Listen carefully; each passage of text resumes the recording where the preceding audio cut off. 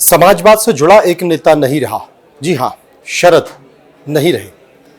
शरद समाजवादी थे और वे देश के ऐसे पहले नेता थे जो 3 राज्यों से लोकसभा चुनाव लड़े और तीनों राज्यों से लोकसभा चुनाव जीत कर आए।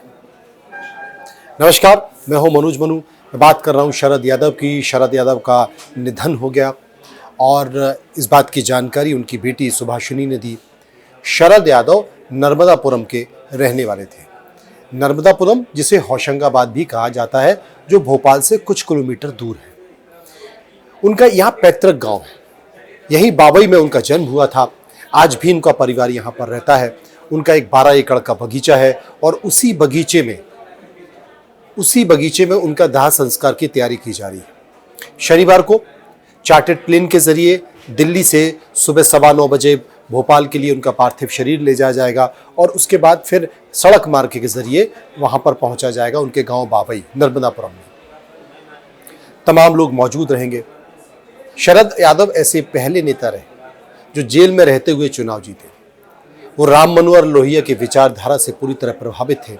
जेपी आंदोलन में उन्होंने बढ़ चढ़कर हिस्सा लिया। और उनके साथी कौन कौन थे जेपी आंदोलन के, आप कल्पना कीजिए। लालू प्रसाद यादव, रामविलास पासवान, रविशंकर प्रसाद, नीतीश कुमार जैसे बड़े नेता। और शरद यादव बहुत अच्छे वक्ता भी थे।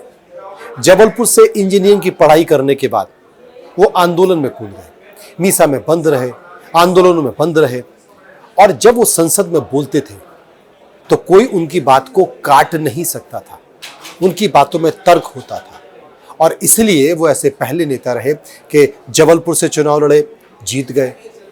उत्तर प्रदेश से चुनाव लड़े, लोकसभा जीत गए। बिहार पहुंचे जहां पर उनकी कोई जमीन नहीं थी, जीत गए। जहां भी जाते थे जनता उन्हें हाथों हाथ लेती थी। उसके बाद वो कई बार राज्यसभा में भी चुनकर आए, केंद्र के मंत्री रहे।